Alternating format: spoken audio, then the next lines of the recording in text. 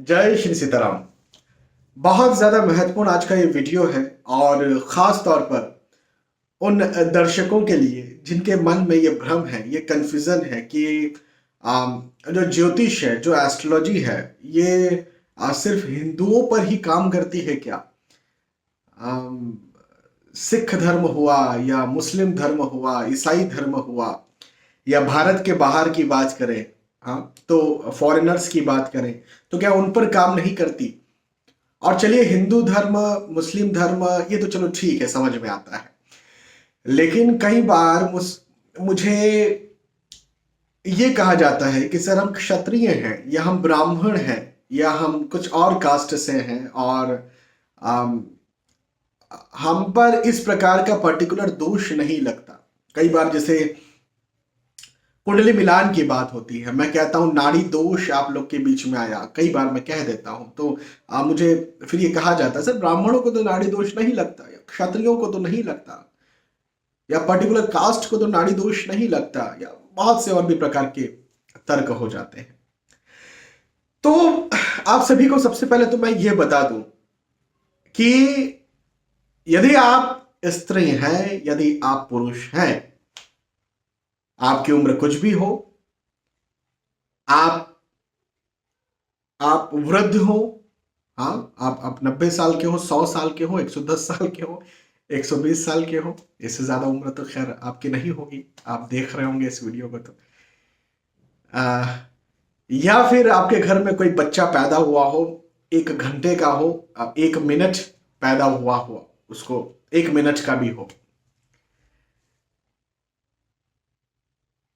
पुरुष और स्त्री होना बस एक ये शर्त है, उम्र कोई भी हो, ज्योतिष हर किसी पर एप्लीकेबल होगा। मतलब मैं कुंडलियों की बात कर रहा हूं खास तौर पर।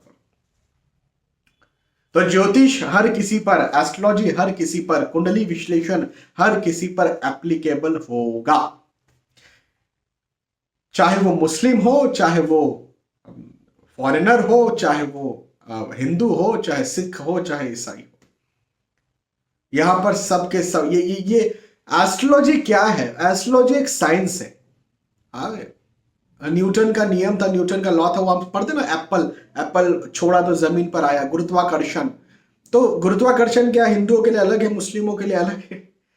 नहीं ना, पूरे विश्व में पृथ्वी पर एक ही है ना गुरुत्वाकर्षण। उसी प्रकार से ज्योतिष भी एक साइंस है जो हमारे ऋषि मुनियों ने बनाया है। ऋषि मुनि भाई, आजकल हम वैज्ञानिक बोलते हैं, साइंटिस्ट बोलते हैं, आइंस्टाइन या और भी बहुत प्रकार के आप साइंटिस्ट नाम ले सकते हैं।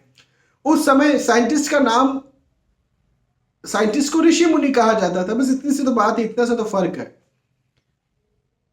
उनका रहन सहन अलग हुआ करता था, वो कुछ अलग कपड़े पहना करते थे, आज अलग कपड़े पहनते हैं। तो उन्होंने ही ज्योतिष बनाया भाई, ज्योतिष शास्त्र उन्होंने बनाया। हमारे धर्म, सनातन धर्म में ढेरों सारे शास्त्र हैं, आयुर्वेद शास्त्र है, पाक शास्त्र है, ज्योतिष शास्त्र उनमें से एक है। उन्होंने ही बनाया, हमने तो नहीं बनाया। मैं आज आपको वीडियो बना करके दे रहा हूं, मैंने अपने घर में तो नहीं बनाया ज्योतिष शास्त्र। तो ज्योतिष हर किसी पर मायने रखता है। अब एक और प्रश्न आता है कि बच्चा जब छोटा है तो क्या उसकी कुंडली बना सकते हैं? हाँ, बिल्कुल बना सकते हैं, क्यों नहीं बना सकते? बाबा, बच्चा जब पैदा हुआ तो पता, कई बार बोलते हैं ना कि ये बच्चा मूल नक्षत्र में पैदा हुआ, 27 दिन या इतने दिन के भीतर शांति कराने, कहां से पता चलता है ये बात? यदि बच्चे का वो देखेंगे ही नहीं ज्योतिष, या उसकी कुंडली देखेंगे नहीं, समझेंगे ही नहीं, तो कहां से पता चलेगा कि ये मूल नक्षत्र में पैदा हुआ या पुष्य नक्षत्र में पैदा हुआ या कभी पैदा हुआ? तो बिल्कुल बच्चे की कुंडली भी देखी जानी चाहिए, बिल्कुल बच्चे की कुंडली भी बन सकती है। और आज के जमाने में हम जब हम मॉडर्न साइंस में जी रहे हैं, जहां पर सी सेक्शन या डिलीवरी हो जाती है, ऑपरेशन करके जो है वो बच्चे को निकाला जाता है, तो मेरे पास तो कई सारे ऐसे भी कंसल्टेशन में देता हूं जिसमें एक बहुत अच्छा प्रॉस्पेरियस टाइम बता देता हूं, शुभ मुहूर्त बता देता हूं, शुभ समय बता देता हूं कि भाई इस समय बच्चे को पैदा किया जाना चाहिए, बहुत अच्छा समय है। बाकी फिर परमेश्वर की इच्छा, कब क्या इमरजेंसी बन जाए वो एक अलग विषय है, लेकिन एक एक बहुत अच्छा एक समय तो पता हो जाता है ना, एक ऑस्पिशियस टाइम तो पता हो, शुभ मुहूर्त तो पता हो जाता है ना। उस समय यदि भगवान की इच्छा रही तो उस समय बच्चा पैदा हो सकता है। तो हर प्रकार के दोष हर प्रकार के लोगों पर एप्लीकेबल हो सकते हैं। ज्योतिष के हर नियम हर पुरुष और हर स्त्री पर एप्लीकेबल होते हैं। देश काल परिस्थिति के आधार पर कुछ चीजें चेंज होती है, जैसे जैसे कि जैसे काल है। अब पहले के काल में अब 10 वर्ष की उम्र में शादियां हो जाया करती थी, 12 वर्ष की उम्र में शादियां हो जाया करती थी, 15 में। आज का काल है 21 वर्ष के ऊपर ही शादी होती है। तो हम 12-15 वर्ष में या 10 वर्ष में जो योग बनते हैं उसको नजरअंदाज कर देते हैं कि भाई इस वर्ष यदि शादी के योग बन रहे तो ऑब्वियसली इस वर्ष तो शादी नहीं होगी, तो 25-30 वर्ष में शादी होगी, तो उसको देखा जाता है। तो हाँ, देश काल और परिस्थितियों के आधार पर कुछ चीजें जरूर चेंज हो जाती है। लेकिन इसके अलावे जब हम बात करते हैं ज्योतिष की, तो वो सब पर एप्लीकेबल है, चाहे वो हिंदू हो, मुस्लिम हो, सिख हो, ईसाई हो, और चाहे वो बच्चा हो चाहे वो बूढ़ा हो, हर किसी पर एप्लीकेबल है। और आप इस बात को अपने दिमाग से निकाल दीजिए कि इस प्रकार का दोष ब्राह्मणों पर नहीं लगेगा, क्षत्रियों पर नहीं लगेगा, वैश्य शूद्रों पर नहीं लगेगा। हर किसी पर हर प्रकार का दोष भी लग सकता है, हर प्रकार के शुभ योग भी हर किसी कुंडली में बन सकते हैं। शूद्र कोई जन्म हुआ है, शूद्र का मेरा मतलब है परिवार की बात कर रहा हूं कि भाई इस परिवार में जन्म हुआ है तो उन पे कोई राजयोग नहीं हो सकता, बिल्कुल हो सकता है। और किसी प्रकार का खराब योग अच्छी उच्च जाति मतलब क्षत्रिय या ब्राह्मणों की मैं बात कर रहा हूँ, बना दी गई है, मैं क्या करूं, मैंने नहीं बनाया, सरकार कहती है उच्च जाति और नीच जाति, मैं कुछ नहीं कहता हूं। क्योंकि मेरा जो धर्म है, मेरा धर्म है श्री रामचरितमानस में भगवान श्री राम ने जो धर्म बताया वो धर्म है परिहित सरिस धर्म नहीं भाई। भाई दूसरों का भला करने से बड़ा कोई धर्म नहीं, पहली बात।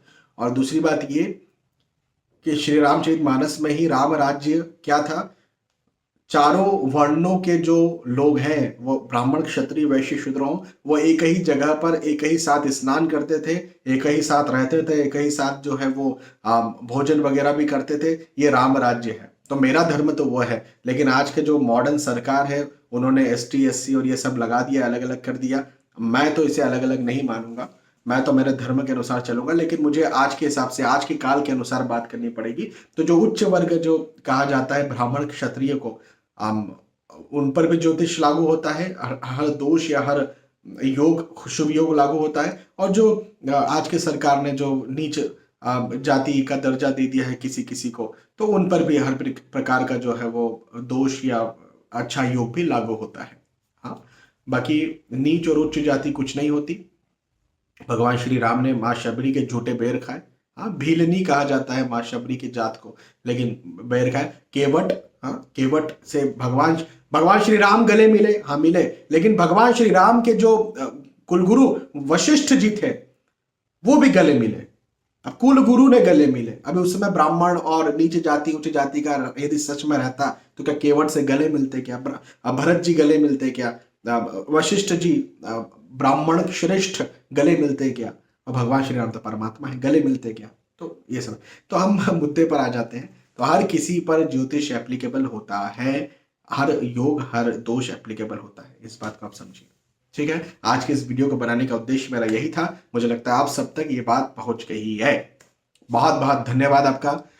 फिर हम एक और नए फ्रेश वीडियो में मिलेंगे जिसमें मैं आपको अलग से जो भी आप जानना चाहेंगे, यदि आपका कोई ऐसा स्पेसिफिक प्रश्न है आप इस वीडियो के कमेंट में लिख सकते हैं। यदि मुझे लगता है कि वो प्रश्न हर किसी का प्रश्न है और उस पर वीडियो बना करके आपको दिया जाना चाहिए, बताया जाना चाहिए, तो जरूर से मैं उस पर भी एक वीडियो बना करके आपको दूंगा।